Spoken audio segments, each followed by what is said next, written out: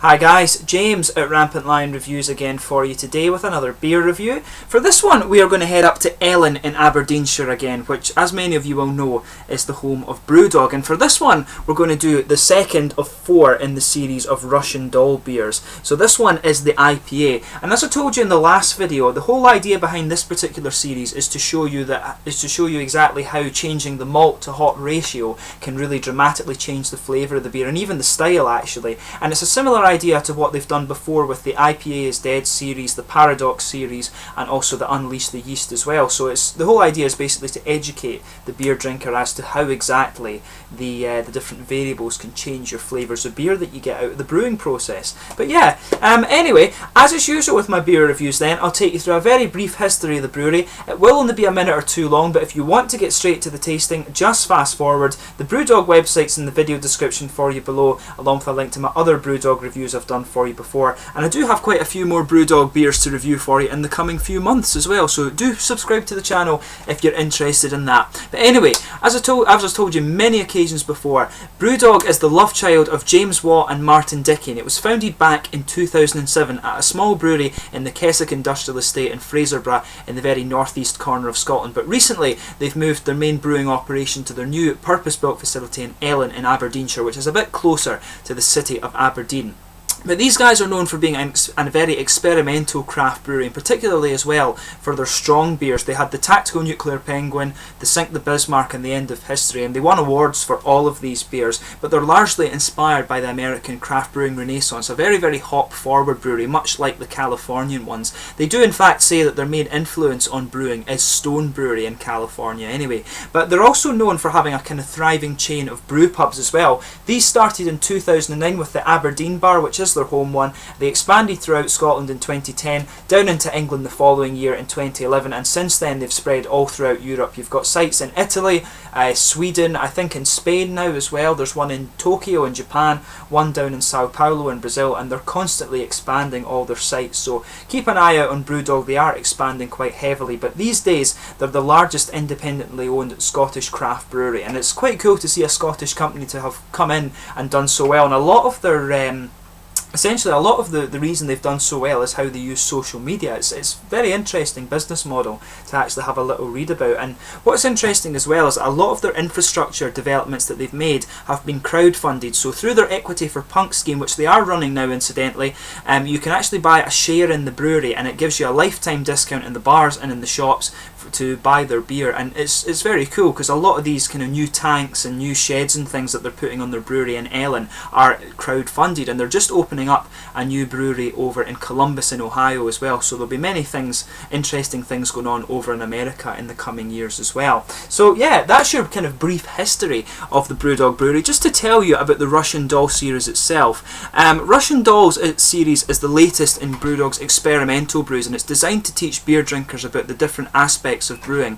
But they've got their IPAs Dead series, these are basically single hop IPAs which all have the same base beer, but they're just hopped with a different single hop each time, so it really educates the beer drinker on how exactly each different hop can influence the flavour of beer. They also had their Unleash the Yeast series, which tested the use of different yeast strains on the identical base worts, and this could dramatically change the style as well. They had Bavarian Weizen, Czech Pilz, and I forget what the other ones were in there actually. I think it was an IPA and something else as well. But they also have the Paradox Imperial Stout beers, and these ones are barrel aged Imperial Stouts that are done in whisky casks from various different distilleries. So they're basically showing you how the different whisky infused woods can also influence the kind of same Imperial Stout. So very cool that they do this to educate the beer drinker, as I said before. But the Russian Dolls are a little bit different. These guys are 4 beers that have all the same hop varieties and the same malt bill, and they've also got identical water and yeast too. And in this series they're actually altering the ratio and volume of malts to hops in order to produce 4 different styles. So this is the Pale Ale, which I reviewed for you before, this guy the IPA, there's a double IPA, and also a barley wine as well. But all the beers are hopped with Centennial, Cascade, Citra and Simcoe hops from America, and the malt bill consists of pale, dark crystal and caramels malts, and the pale malts provide most of the sugars in all 4 of the beers. However, the main one that they're changing is the dark crystal and the caramel, and these are a bit more heavily used in the double IPA and the barley wine, rather in comparison with the IPA and the pale ale. So yeah, that's your information about this particular series of beer. So this one is a 6% IPA. It is hopped, as I told you, with Citra, Centennial, Cascade and Simcoe, and it's got pale malts, which should be quite prominent in it, as I told you, and there's also dark crystal and caramels too, and it comes in at 6%. On the side, just to give you the description, it says 4 beers, 4 styles, 1 DNA. We've taken the natural progression of 4 of our favourite styles and lined them up with the Matryoshka doll to create a series of beers, each one stronger and more intense than the last. Beers this different, brewed from the same malts and hops, make you question the big things in life. What is my natural essence? What is it that makes me? And what if I could peel my own face off and look inside? Would I find a punchier, more intense version of me staring back? Welcome to our Russian doll. Just don't try to put the bottles inside each other. These are clever beers for clever humans. So as you can see, there's exclusive artwork on this one, which is a bit different from the usual ones. I actually thought it was a little bit more like the McKellar artwork, this one, but this is done by a girl called Esther McManus, and I'm not sure if she's actually designed some of the other labels for them, but looks very nice. They've actually got one of the older Brewdog bottle caps on this one, but it's very nicely presented. You can see the Brewdog symbol just up on the side there, and you can see IPA on the side, so it looks very nice.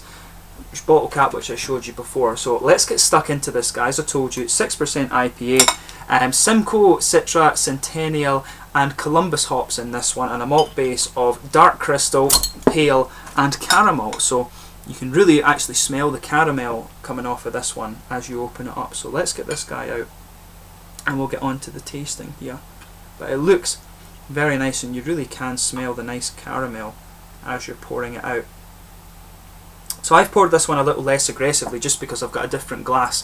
You're getting a kind of slightly off-white finger, slightly off-white, about half finger of head on this one. I guess you would get more if I poured it a bit more aggressively, but as you can see, there's a lot of carbonation sticking to the side of the glass on this one, and you can see I actually am using a Brewdog glass for this. If I put my fingers behind it, you can see it is slightly transparent but mainly hazy, and it's quite a deep kind of orangey amber. I'll just bring the light up and let you see the exact colour of that. You can see there that it's a nice, rich, slightly darker golden amber than the paleo was. It looks very, very nice. There's a teeny little bit of sediment just at the bottom of the glass there, and you can see teeny little particles floating around, but it looks very, very nice, and a deep, bright, kind of orangey, goldeny amber for this one, but very, very nice looking beer. So let's have a look at the aroma of this one.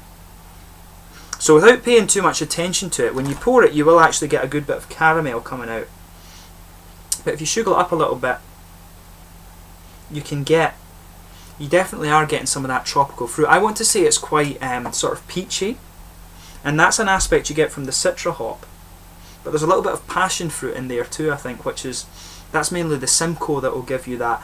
The citrusy oranges come a little bit more, I think, from the Cascade. The Cascade, if I remember rightly, will give you this really citrusy orange flavour, but it can come across as a bit of grapefruit as well. So it's a big fruity beer, this one, exactly what you would expect from a Brewdog IPA. But underneath you can pick up a good bit of the sort of bready and caramel malts. There is a teeny little bit of dustiness to the hop character in this, and I noticed that with the pale ale as well.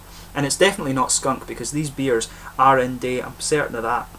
So it's just a kind of dusty hop character you're getting from this one. But there's a good bit of a kind of smoother, grassy element to it as well. You just sugar it up a little bit. I can't do it too much, just because of the glass I'm using. But there's grassy and aromatic character coming out of that too. That's the Centennial hop, classic Centennial hop. And there's a little bit of pine resin in there too, which kind of comes from the Simcoe. But a very, very nice smelling beer. Some nice caramel malts, a lot of tropical fruit, some citrusy orangey juiciness in there as well. But peach from the Citra, passion fruit from the Simcoe, and also the nice grassy and aromatic character you expect from the Centennial. And the oranges, as I say, I think that comes from the Columbus hop that's in here. Sorry, not the Columbus, the Cascade hop, I should say.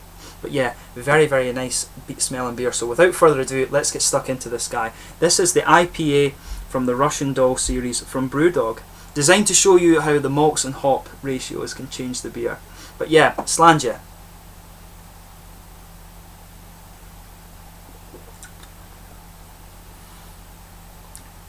Quite nice actually.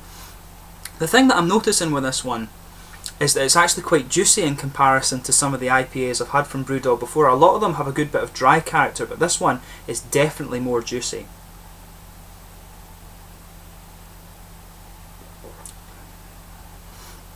yeah, big hoppy presence in this one, a nice big juicy fruit character, I would say.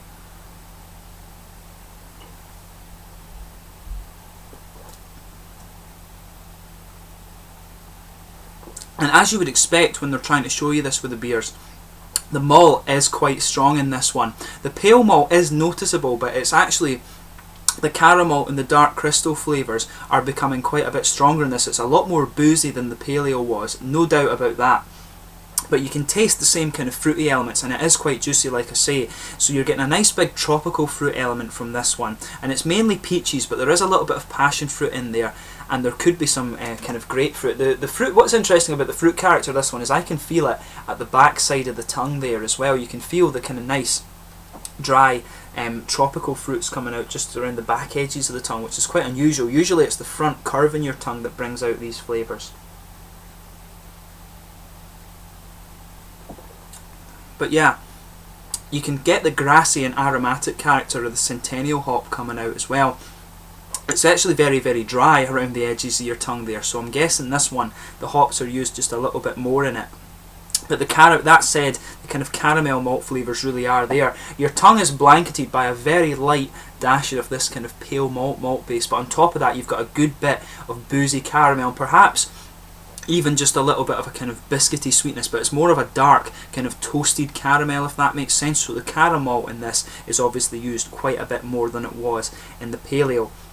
But around the edges of the tongue, like I say, you're getting a nice dry, quite aromatic-y hop, and particularly around the kind of back corners you're just getting a little bit of a tropical fruit mixing in with that. It's maybe a kind of piney resin flavour actually, because you will get some pine resin from the Simcoe hop actually.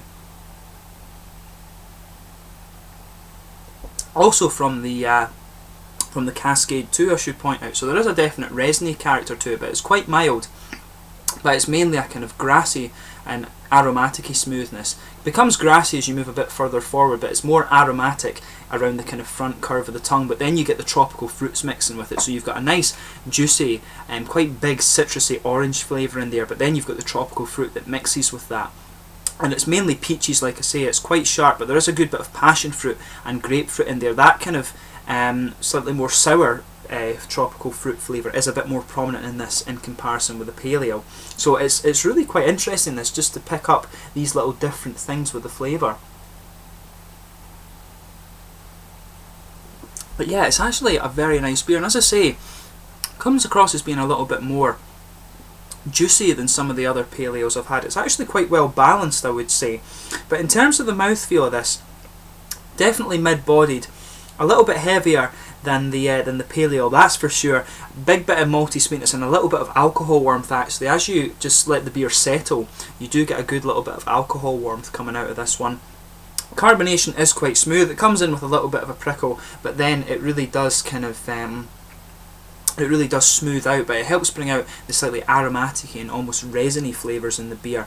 But it's got a little bit of an oily mouthfeel as well, the good bit of malty sweetness, darker kind of roasted caramel flavours as I was telling you, but there's a big hoppy bitterness in this one, and particularly around the front edges of the tongue, you're getting just that little bit of aromatic and fruity dryness in there. You get a little oily bubble behind the very front curve of the tongue, and that's where some of these kind of slightly sourish tropical fruits are coming out, but you can pick up a little bit of nice juicy orange in there too. So overall, this is a really, really nicely done IPA.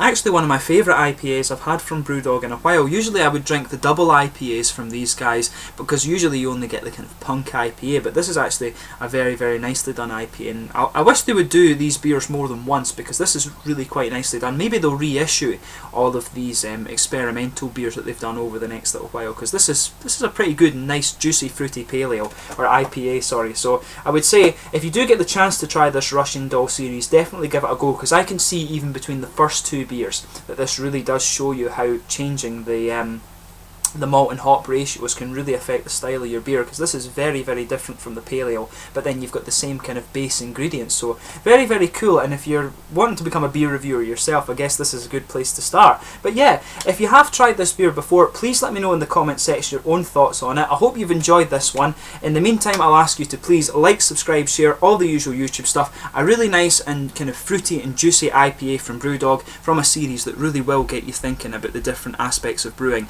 So as I say, say, I hope you've enjoyed this one, and I'll be back with the next one, which will be the double IPA, so tune in for that one, but slàinte for now.